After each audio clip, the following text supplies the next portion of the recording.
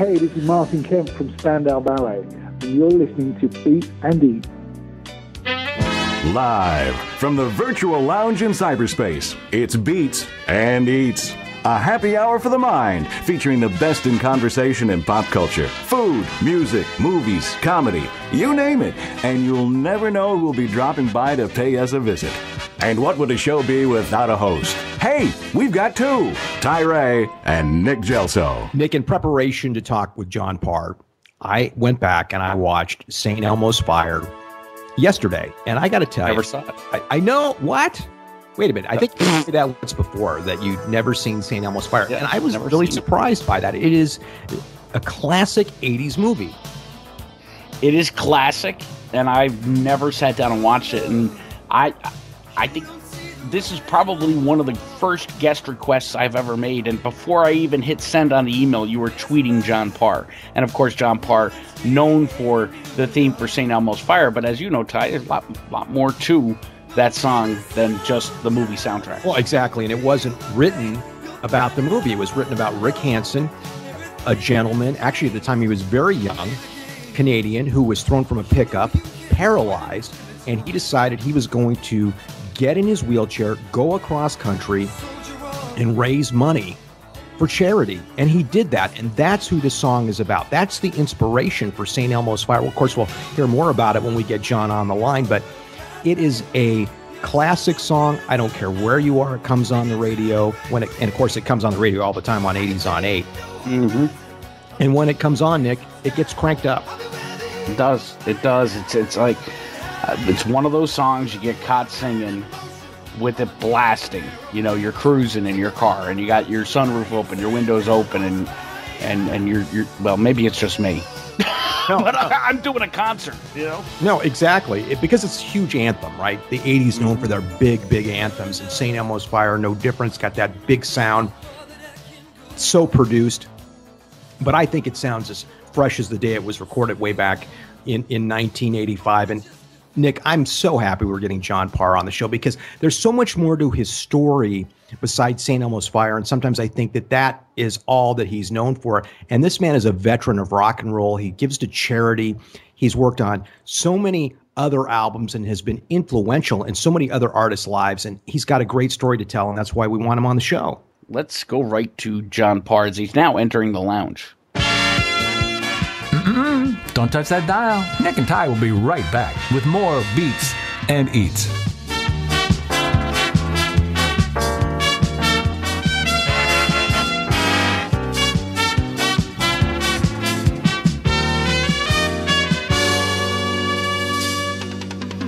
Cruise back to the 80s on the first ever 80s cruise.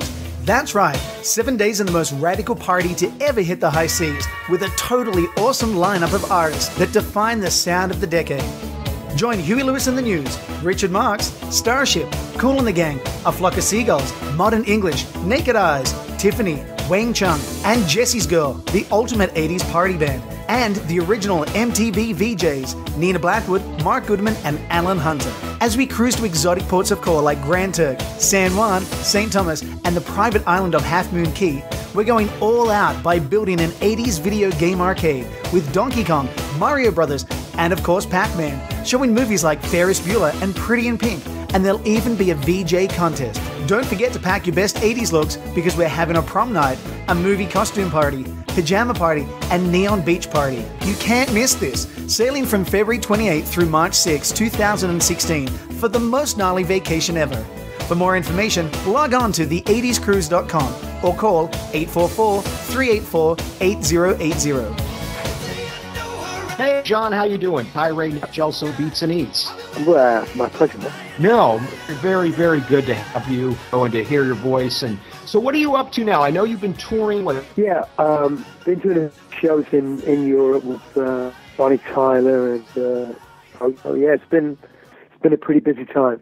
What keeps you motivated, John? Why, after all these years, do you just love playing music? Because of my life. I mean, I think it defines me. I think if I don't do it, I just feel like I'm limping. You know, I just feel I have to. Yeah, the big thing is always trying to make music that has got some kind of what can I say, some kind of story to it, some kind of stuff that can make a change, and you don't always achieve it, but I do like to challenge myself that way. And, going back to St. Elmo's Fire, it wasn't originally for the movie. It was for a great cause. It was for Rick Hansen, an amazing journey that he went off on after his accident. How did that all come about? I was working with David. We literally had David Foster. We had 2 days to write a song for the movie, and we wrote the music really quickly, and I was struggling to find the words.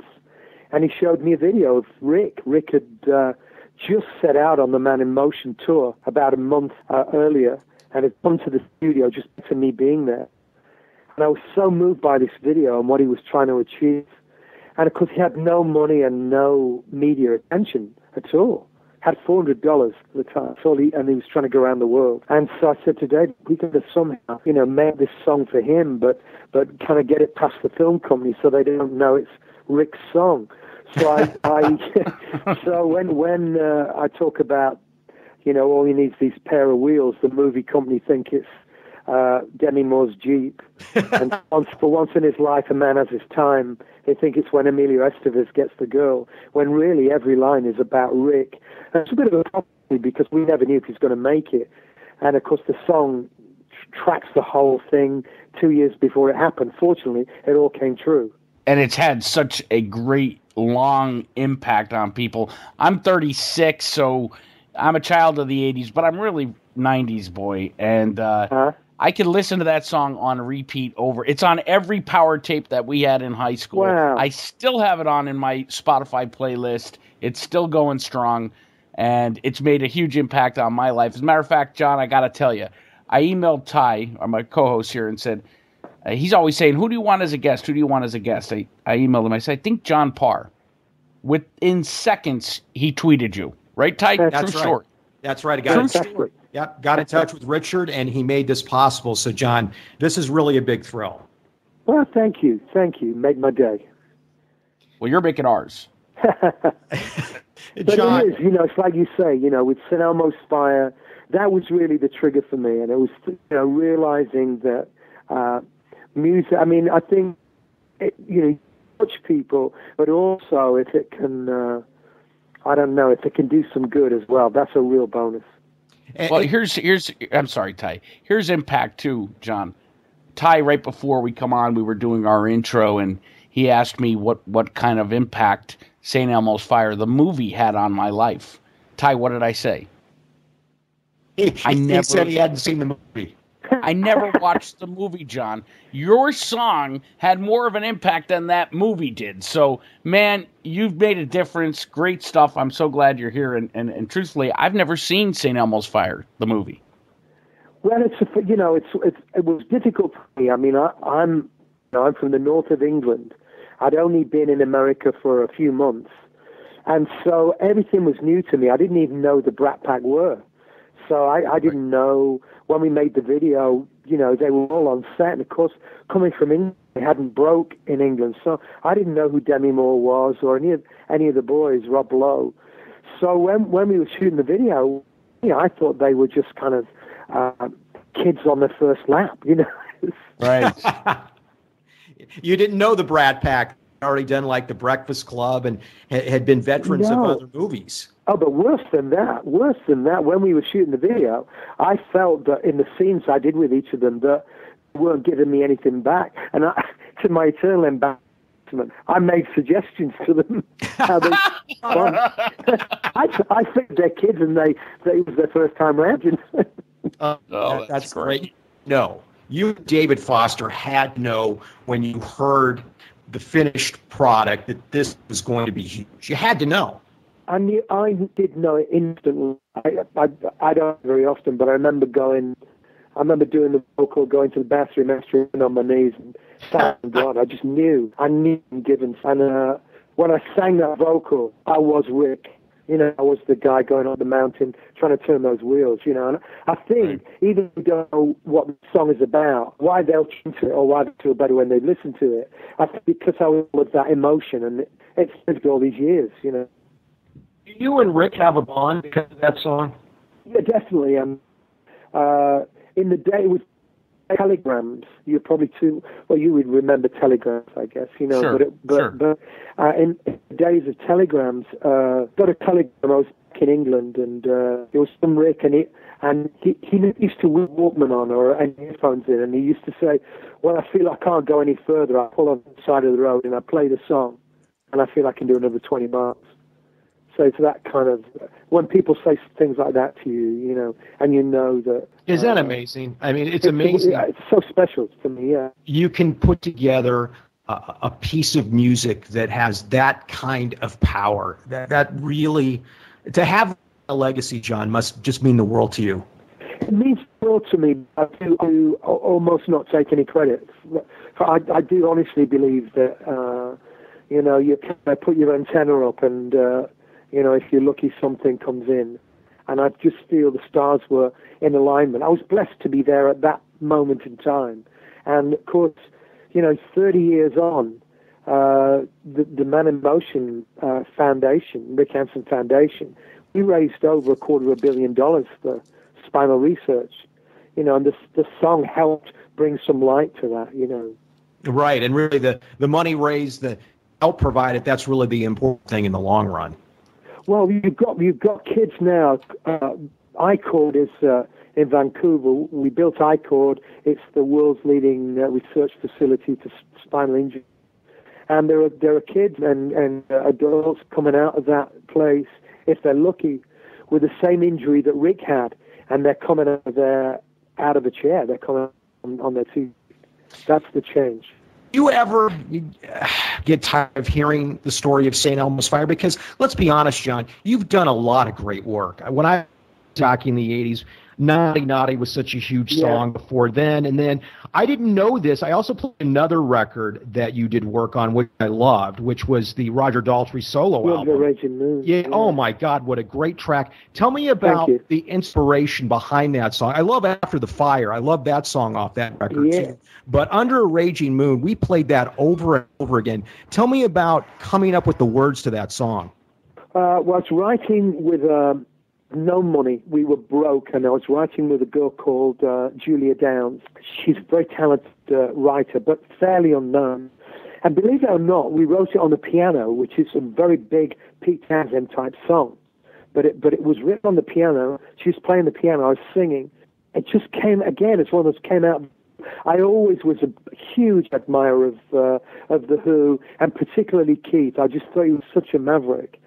And my manager had been Keith's driver. That's how he started working for the Who. In the 5-6 years that we were together, I heard every Who story, almost from the horse's mouth. So this song was kind of building up in me. So I guess when I got to write it, I was writing almost as if I'd been there, you know, with Keith and you know, wanted to get that power and do justice to the band, you know. And funny enough, John Entwistle also recorded the record, which I only just found out. I never knew that John did it. It's such a good record. It really, really is. And you know, it's funny. You know, it's really funny. At the end of it, you know, all those drummers play at the end as a tribute to Keith. All the world's greatest drummers are on the end. And then there's a great story where Cozy Powell went in the studio, and all the mics were on the key. He just walked in and he just kicked the kid over. And he said, I think Keith would have liked that. That must have made your day. Yeah, man. It was great. Yeah. And you also worked with one other artist that I don't think got enough credit back in the 80s. You worked on her album, Marilyn Martin. Yeah. Yeah, Marilyn, we were both to Atlantic Records, and Doug Morris was the president then, and he said, we've got this girl, she sings backup for Stevie Nicks. She's a great singer, and we're looking to, you know, try and break her. And so she flew over to England, and we wrote a few songs together. I think we had a song called Night Moves, which made the top 30 in America. And we had one, the Kevin Bacon movie, Through the Night, which is a lovely song, a duet with Marilyn and I. I was really pleased with how that came out. John, you're talking a lot about classic rock and seeing, you know, the Who, talking the Who, and Keith Moon is now gone, and they've they've still gone on tours. I think they just did their retirement tour here in the States. What are your thoughts? You're over in the UK. What are your thoughts on Queen and the new reincarnation of that group with no Freddie and Adam Lambert at the helm? Well, it's funny you say it, because I worked with Roger and Pete from Who a few months ago. We did a show together, and they were just fantastic. I mean, obviously it's just the two boys and backup musicians. With Queen, I saw Queen about 4 months ago with Adam Lambert, and I was knocked out. I mean, Adam's got a great voice. It's a little bit, what can you say? It's a bit like a review when he performs. It's a bit like I'm in a theater watching him. But that being said, there are so few people that could nail those songs, and he is nailing them. But the band, which was really great, was Roger Taylor. Roger's son also played drums in that show. Yes. Yes. It was just and it made Roger up his game. They do this kind of duel with the drums. And Roger, Roger's in his 60s, and he was amazing, as good as ever. He's underrated, isn't he? Underrated as a drummer. He's a great drummer. It's like when you listen to those records, nothing you could bring in. I don't know. You could bring in a Jeff Parr, or you could bring in a Simon Phillips, but it wouldn't be the same. And it's like when Ringo played for the Beatles. It's just perfect. Or Charlie Watts playing for the Stones. It's not always about super technicians or whatever. It's just about it's a band, isn't it? And they play off each other, and it's just like Keith Moon. It wasn't like anyone else. Yep, like Bonham, John Bonham. Like Bonham, exactly. And Immediately. It's exactly. It's just it's the other piece of the jigsaw puzzle that can never be made again once that piece falls out. John, what piece of music are you most proud of? I mean, obviously St. Elmo's Fire, your biggest hit, but is there something out there that we don't know about that you're most proud of? Oh boy. My dad's favorite song of mine was a thing called Two Hearts, which was also in a movie. It was in, let me think, American Anthem was called. The gymnastics movie, right? Yeah. I mean, not the greatest of movies, but I was quite pleased with the song. And there's a couple on the Under Parr album, a song called Time and a song, and I think they are up there with my best work, I would say. Do you always know? I mean, this may be a dumb question, but some people say they always know when a song's going to be a hit, or when they're going to write something that they just know is going to connect with people. Do you feel that, or do your songs, sometimes you get them down on paper and they think they're going to connect? Yeah, I mean, it's a strange one. It's funny. I watched an interview with Sean Connery last night, and he was talking about the same thing. And he was saying about movies. He would make a movie. Some of his very critically acclaimed movies weren't hugely successful at the box office, but he considered, the success was he read the script and he thought, wow, this is fantastic. And he made a movie and saw the movie and thought it was fantastic. But then other people then made their mind up. Or trouble in music now, I think the great difficulty is it's so difficult to get the firepower with the media. It's so expensive. Right. I remember when we released Naughty Naughty, Atlantic Records in '84 didn't want to release that record, and in 1984, all the radio pluggers were getting triple bonus if they got it on the radio. So Atlantic just weren't paying that money for my song to do it. But fortunately, DJ still got to pick songs they liked. Yeah, and it made it through because of that. And it could have so easily failed because it was in Christmas. New artist, first record releasing in November. I mean, but thank God it did the job of an album, and it brought me to the attention of my peers, really. What's interesting, John, is we've been talking a lot about soundtracks, and I look at movies today, and artists are hardly on soundtracks, really. Hits don't come from soundtracks like they did in the 80s. No, but I think what excites me is, I think TV drama is very healthy in England, and I think in America too. It's a great outlet for some music that otherwise maybe would make the radio. So I see that, if you're lucky enough, can be a bit of a short circuit to getting the attention of people to then make their mind up. The hardest part now is at least getting in the race for people to make their mind up. John, you do so much work for the military. Tell me how that all started. Boy, well, my father was in the military, the Royal Navy, but really the last album I did, The Mission, was an album I intended to do in the 80s. In England, we'd just come out of the Falklands War, and, we were very patriotic. And I came to America in 84, and for people who've got a long memory, the military in 84 were frowned upon, encouraged not to wear their uniforms in the street. It was almost like a Vietnam era. And it incensed me greatly, and I just couldn't understand, how America was not, taking these boys and girls to their heart. And so I wanted then, I thought, I felt, I'm not really special, but I just, in my own way, wanted to bring attention to it by writing songs about it, maybe doing shows for it. And things happened in my life that didn't enable me to do it. But in 2010, I came back to America after 20 years and started touring again. And then we did The Mission, and we went all over America, 75,000 miles, for free, for love, playing hospitals, military bases, benefits. And we gave the proceeds of the record to the USO and to USA Cares and military families. Awesome.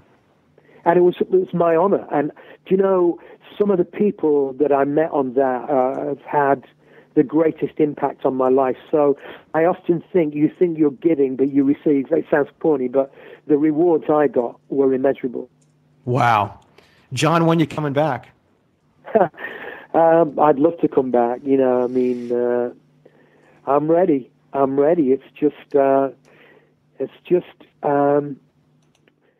getting people to give me a chance. America's the one place on earth that gave me a shot in the 80s.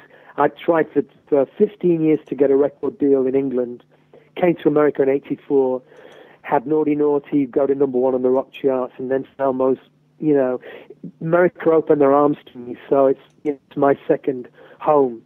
But it's tough for me, I as I said, I did The Mission on my own dollar, for 18 months we toured, not charging. So it's a tough one, to come back. You hope that there's some goodwill to get me back out. John, though, the 80s, it's really had a resurgence, and I hope you felt it too. Yeah.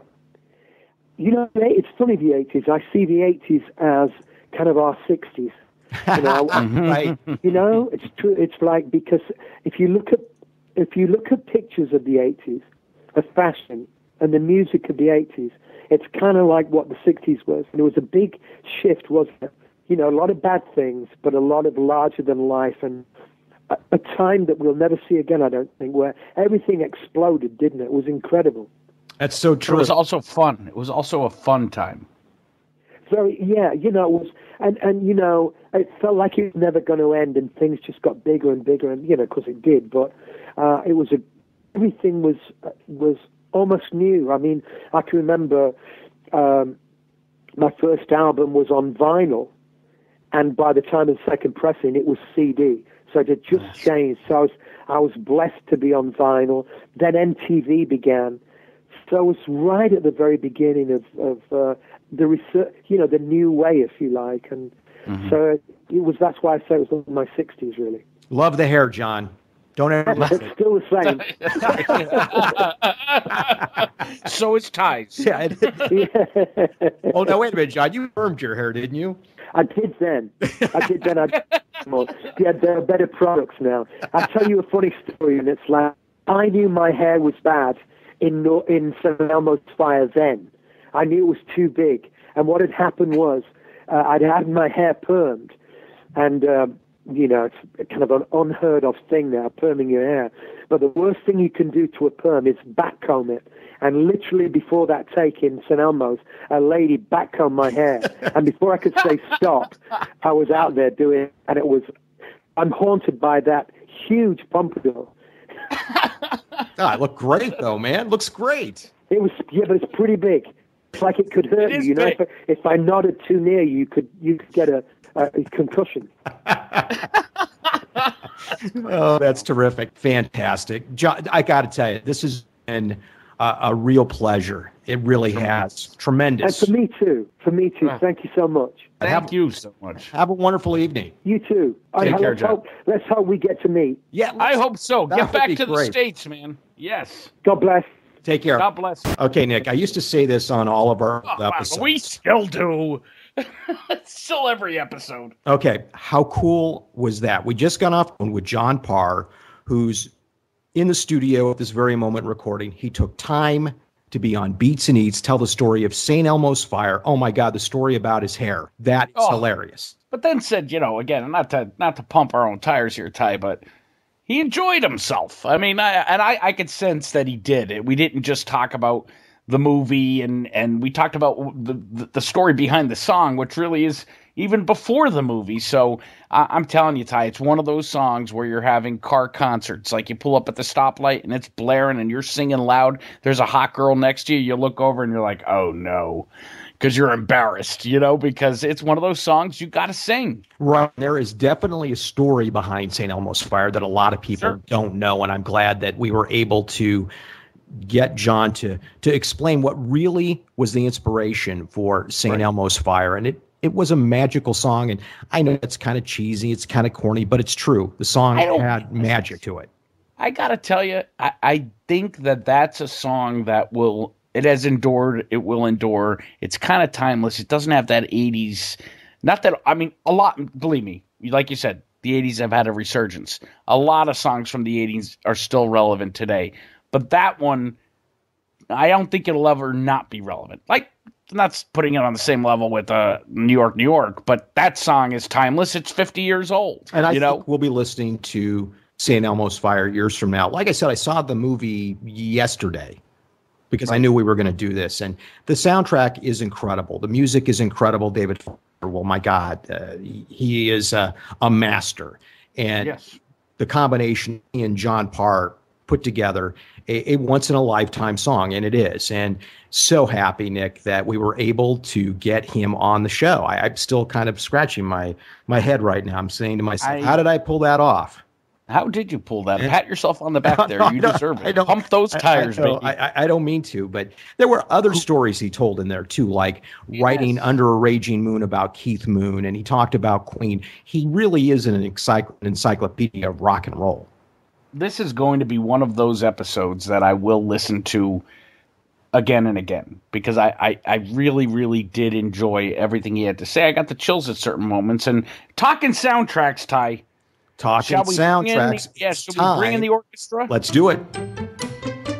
Here they are. All right. So we're going to do, what is our top 5 today, Our Ty? top I got to start 5 with mine together. Are top songs from movies. Top 5 songs from movies. So let's start with number 5. Okay. Number 5 is a bit corny, talking corny. But it has to be there. I think it spent 14 weeks at number 1 or whatever. And it is the late Whitney Houston, and I Will Always Love You from The Bodyguard, the movie The Bodyguard with Kevin Costner.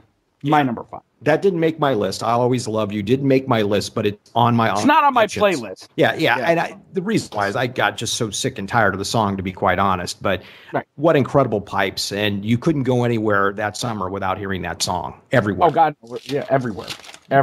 So what's your number 5? I'm going to stay in the 80s. Most of the songs from the top 5 are going to stay in the 80s, except for one. Yes, shocking, I know. Number 5, got to go with my man Kenny Loggins, Mr. Soundtrack from the 1980s. Great choice. Danger Zone, man. Top Gun. Yeah. Top Gun, man. I knew you were going there. I didn't like the other song off the album, which is called Playing with the Boys, and the video had Tom Cruise and Val Kilmer playing volleyball. That wasn't kind my of looked a bit homoerotic. But I did like Danger Zone. Short And honestly, when Danger Zone comes on 80s at 8, it gets cranked up. Sure it does. Yeah, for me too. And Kenny Loggins is very underrated. Oh my God! Footloose #1, Danger Zone #1. The work he did with Loggins and Messina. We could go on and on about Kenny Loggins. I'd love to have him as a guest on Beats and Eats. Oh God, I think he's on my list. Ty, I have to for a moment go back to John Parr. He mentioned Night Moves. Now, did Bob Seger cover that, or is that two different songs? That's two different songs. Marilyn Martin recorded a song with Phil Collins in the 80s, and I'm not sure it went to #1, but pretty damn close, called Separate Lives. It was off the soundtrack of White Nights. It was a movie about Russian ballet. It had Gregory Hine. I could go on. I'm being so 80s now. It's scary. But anyway, exactly. Marilyn Martin then did a solo album, and John Parr worked on it, and the name of the song is Night Moves. I actually have it on iTunes. You should, when we get done with this Spotify it or look it up on YouTube. And John Parr had his fingers on her album, so check it out. Well, there's a lot. It seemed like he just touched everything. I mean, the guy is like an unsung hero. Let's put it that way, because it seems like he did a lot of behind the scenes work with writing and producing and that kind of stuff, and his own stuff too. And speaking of Spotify, while we're doing our top 5, check out the Beats and Eats Spotify playlist. It's all 80s. It's all the songs we always discuss, and it's free. Why not follow it? When we add a song, a couple of these will be added. You get alerted. So on that note, #4, Ty, and I know this is your only song not from the 80s on your list, and it's Night Fever by the Bee Gees. Oh, that's a great song. I don't have the Bee Gees. How I don't in my top 5 of songs from movies all time. I don't have them, but that should be there somewhere. It should be at least in my honorable mention. Great song. And it's made other top 5 lists on Beats and Eats. Sure, lots of top 5. Many top. Yeah. Many times. It's going to make I think a top 5 coming soon to a Beats and Eats episode. Near you. Yeah, exactly. Okay, so #4. My #4 for me, so underrated. He's a great artist, Christopher Cross, and the theme from Arthur. Yep, yes. Sailing? No, Sailing, completely different Lady song. But Red? No, Arthur's that's Christopher. Arthur's theme. What a great song. Oh, my God. How did I forget that? Can I go back? I always do. And that's a great movie, too, that I think they were great. Have credit. Yeah. Dudley Moore. Liza Minnelli when she could actually move. Yeah. It's just a mess now. Liza is a train wreck. Liza's a mess. And by the way, Liza sings We Are the Champions in the Freddie Mercury tribute concert I've been trying to get you to watch. Oh, good Lord.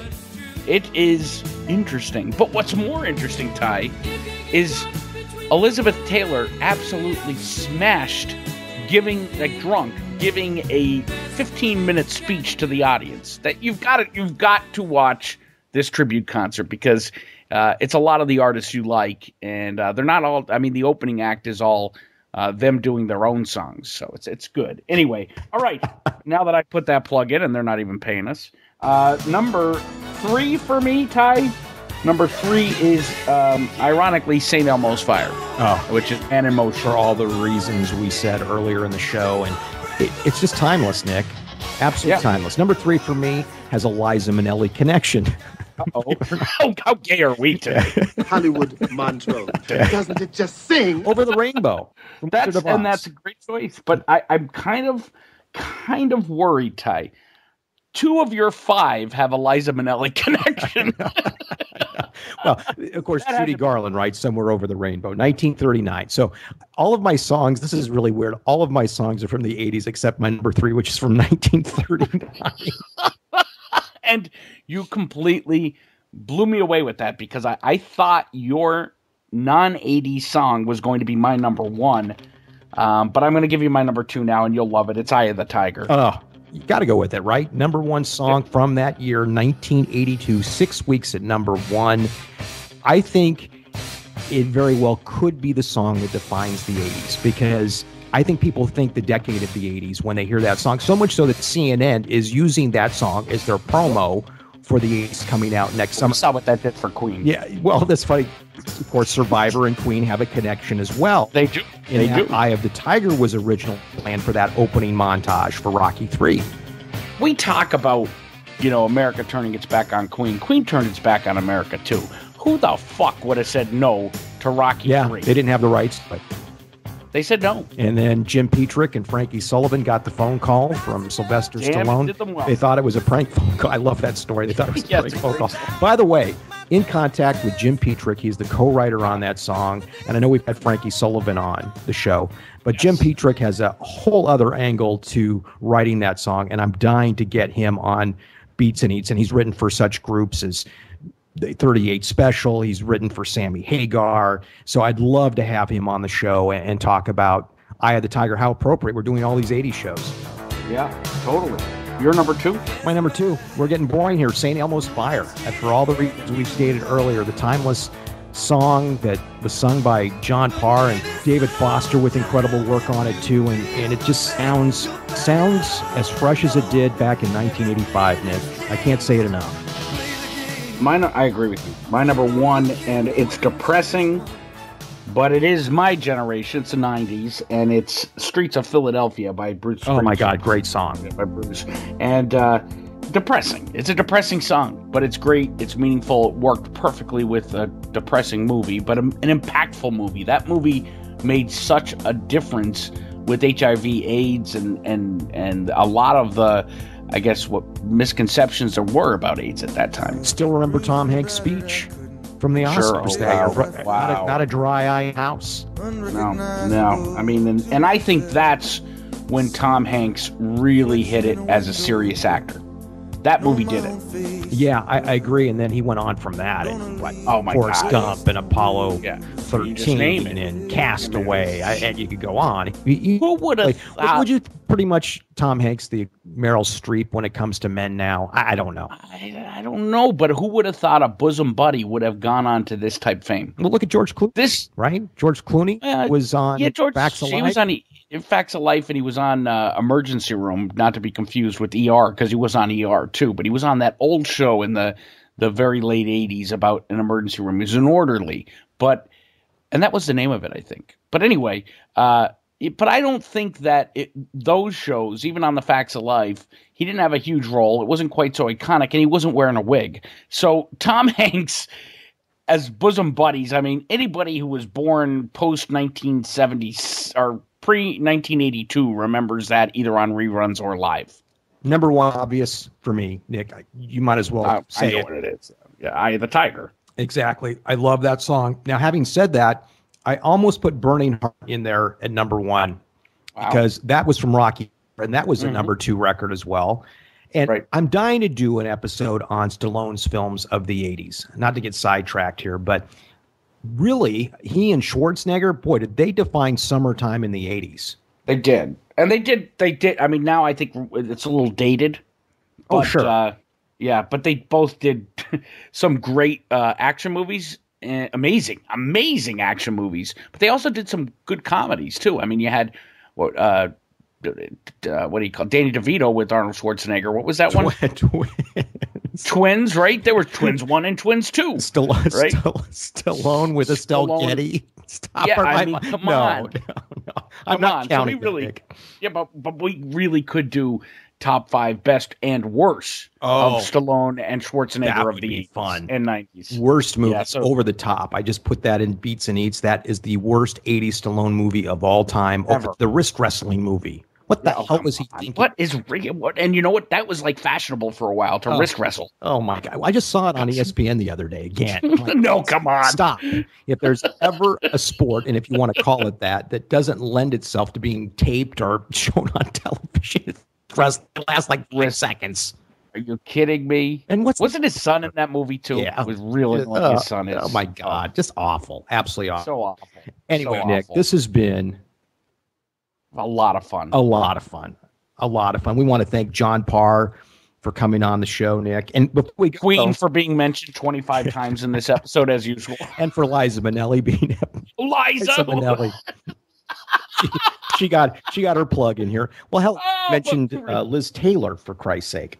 Oh, my God. Well, yes. And you know what? We do have to thank lynda.com free trial from Beats and Eats, lynda.com/Beats and Eats. And of course, the people that are making all of this happen with these great 80s guests, that's the 80screws.com. Yeah. Oh, yeah, check it out. Nick, February 28th, March 6th, going to Grand Turk, San Juan, St. Thomas, Half Moon Cay, of course, taking off from Fort Lauderdale. We're going to be there. Some of the biggest names in 80s music as well, with Huey Lewis, Richard Marx, Tiffany, Flock of Seagulls, Wang Chung, Kool and the Gang, and many more.